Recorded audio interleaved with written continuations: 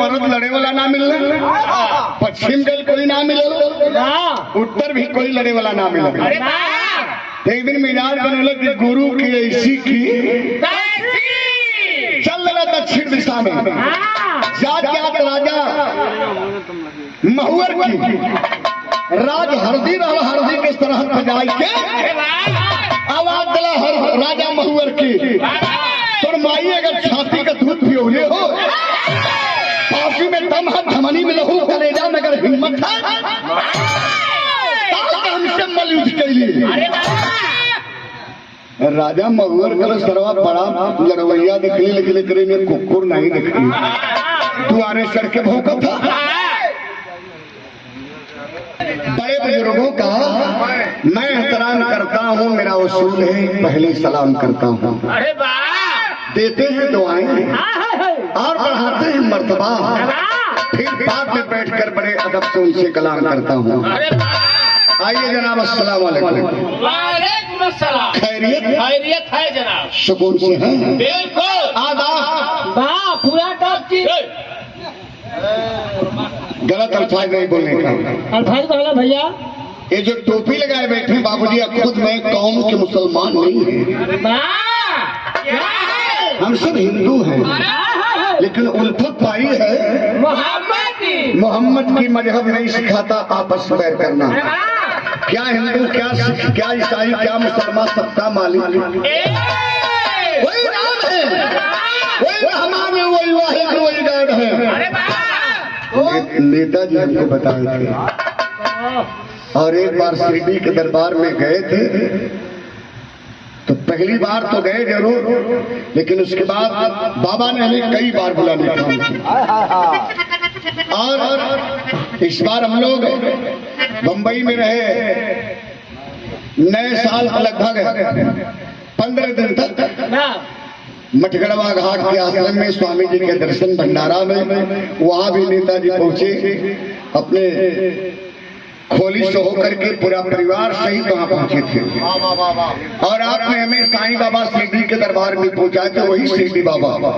का कथन है कि सबका मालिक। बिरहा में कव्वाली बड़ी बिजोड़ है, शाद छंद बजावे पुतली गावे, और यह कव्वाली बड़ी बेहतरीन है। कौन कव्वाली बाटा मजहब तो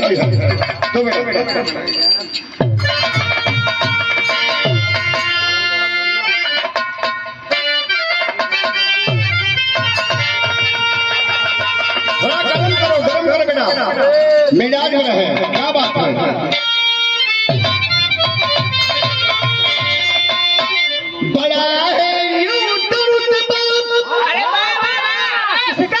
बता रहा हूँ हजरात, घबराओ नहीं। हमारे इस हुजूम में अगर इक्कीस मोहंडम भाई होंगे, महफिल तो बिखरी बिखरी से लग रही है,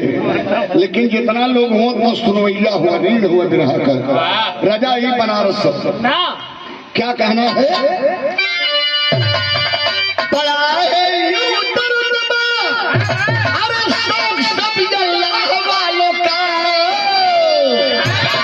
मगर कुछ और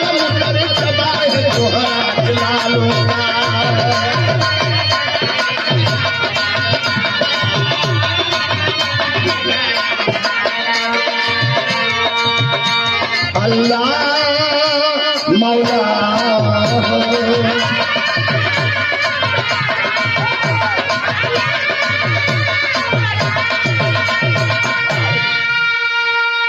बड़ा है यूं दरुतबा, अरे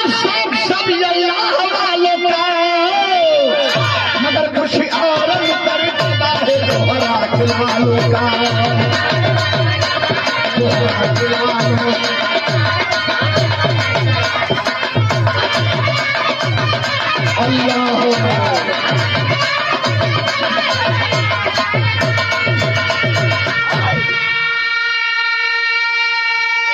हम बताइए कव्वाली बदली है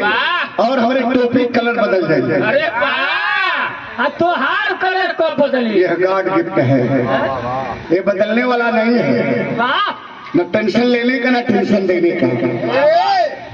काला को काला न समझो, काला सब में आला है,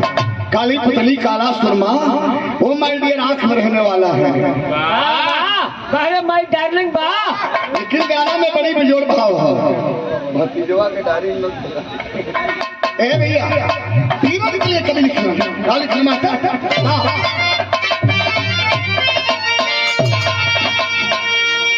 जवानी जंग में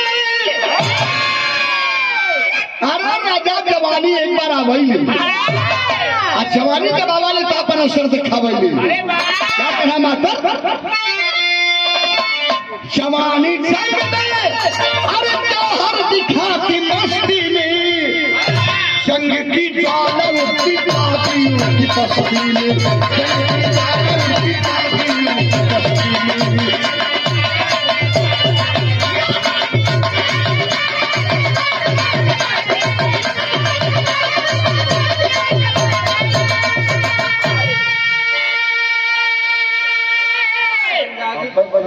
पंजाबी बनाई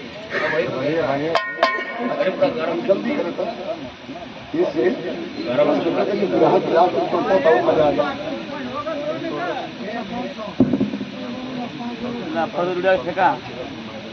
गठिया बार माली भैया पसीना होता बिरहा क्लास में बनता तो बड़ा आनंद आवत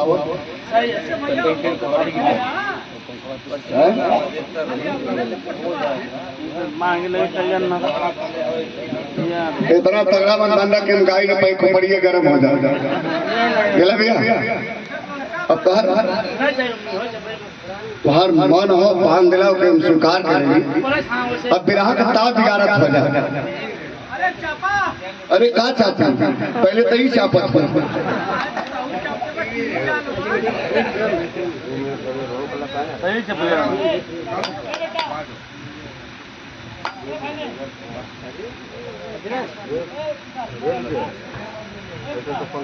हमारे भैया देवनाथ मौर्य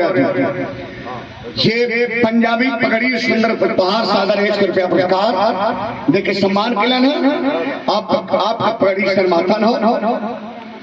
शकल पल के प्राम आशीर्वाद की कामना ताज लग रहेगी पानी से साफ हो चल गई शनवा के लेके लोर के हरती में जब है आई बसावन कोई सचिन की बात बताई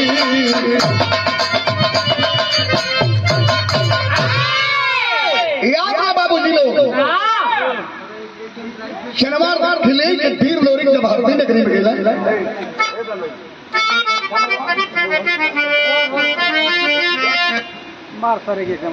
गाँव कहेंगे बाबूजी लोग हरदी नगरी में गेला तो गाँव में कोनो मर्द दिखाई ना देता है गांव के पूरे पोखरा में पानी रहा और पोखरा के भीटा पर आम का बगीचा रहा बड़ा धूप रहा आम का बगीचा के नीचे बैठे हमारे में का भल पोखरवा के नीचवा बगलिया में 2.5-3 मंडा में बसावन कोयरी के कोड़ार रहा और बसावन कोयरी जब देखा यहाँ देवनाथ भैया हो और वहाँ बसावन रहा देखला कला मरद तो सुकर लेकिन मेहरारू बड़ी भी जोड़ ले तो लसिया मरद बसावन पहुंच गए लोरी के पास कला क्या है बनाई कहा जाइए हमारे घरे लोरी कहना बसावन कोयरी से टाइट बोला इसे बोला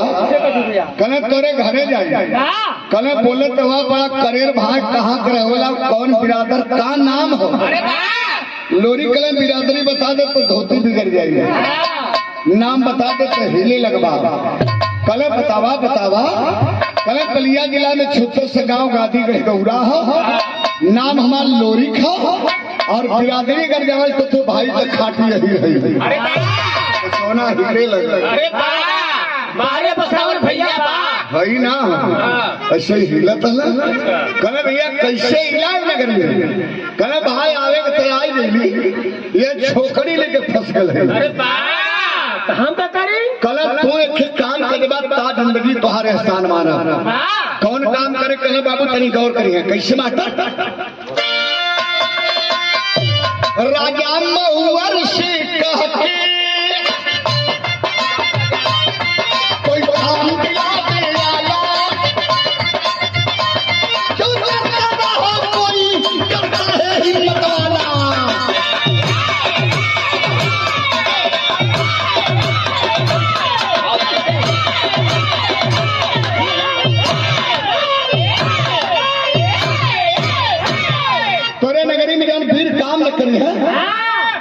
ऐलान करके दिखा दे नौकरी दिला दे ना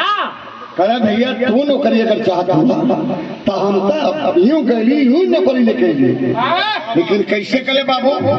यही से बिरा उठा लो कैसे लाता कल राजा महुअर के दरबार में सावन करी गई ले अजा के कहले का मास्टर कहता अरे राजा महुअर से जाके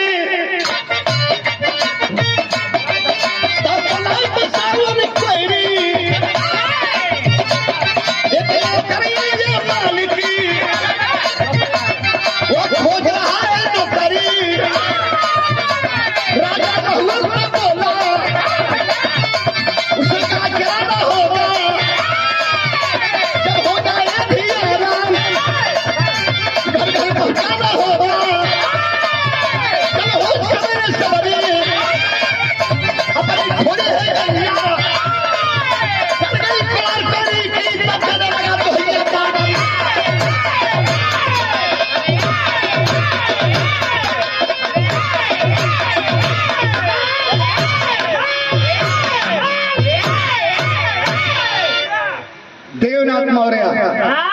100 रुपया संदर्भ प्रभार भैया के मत प्राम देवनाथ कोई क्या बात है क्या बात है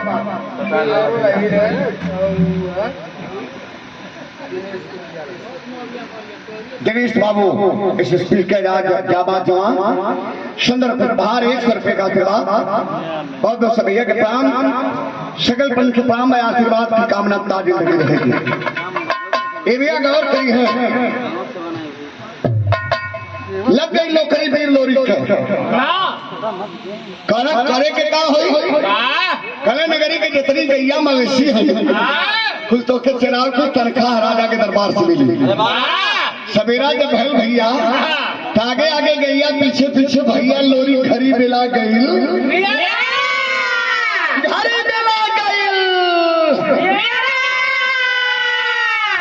देखा ये ठाट बांधे लगली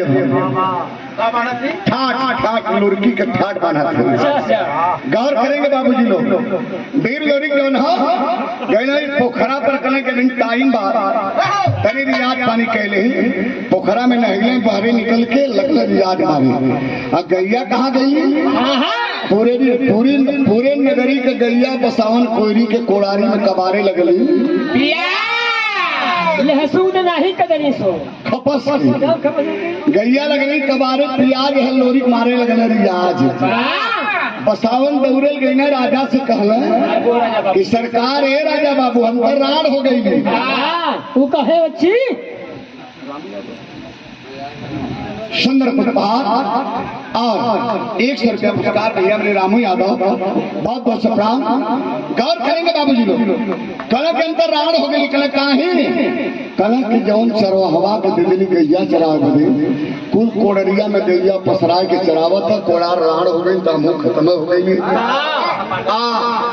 अपने कला सपाटा खींचा था कला कहा पोखरा पर राजा दूसरे सिपाही वगैरह कल के जाओ के लिए बुला लिया दरबार में पहले सिपाही तो तीर लोरी के गमछा लटकले के कांधी पर डलने आजाद के राजा के सामने खड़ा रही ऐसी ऐठल राम जैसे के दली के खम्भा पातर कमर चाकर चाकर छाती चढ़ल गर्दन गुल्लर कपार पहलवान बैठलो मोछ वाला दिखला ना धरती पे आजो मरद हुए मोछ वाला तोरे जैसे मर्दन के गर्दन पे धदा तो हरियर खीरा का सलाद बन जाए धारदार गड़ासा कट मोछ कहला राजा महुअर के कहो पहलवान ऐसा ही नौकरी होई मर्दवा का कुल कोड़ार चढ़ा दिला कोर राड़ हो गऊ आदमी लोरी बिगड़ के कहा चुप रही नहीं हलक से जुबान खींच ली शरीर गर्म है कहना काहे कहना तोके पता ना सोरस का मुट्ठी गैया बोहा में बिचरत हली हमार दादा सवरू कबो बछिया है कि ना कहला आ तू ते दला गैया चरावे के ओ यही ज्ञान के कौन बूढ़ी कौन पहला गेहड़ी में बुढ़िया पहला जाने वो जइबे करी ढेर सर घर में जाती है अरे यो रख ले हुआ